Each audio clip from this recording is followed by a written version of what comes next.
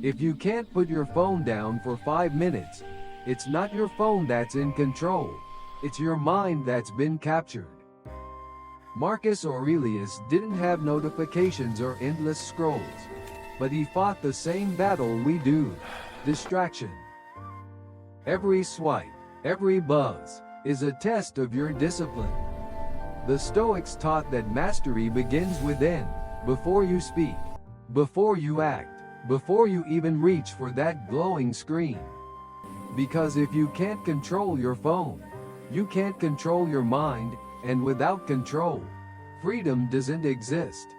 Subscribe to Legacy of Thinkers for more Stoic wisdom.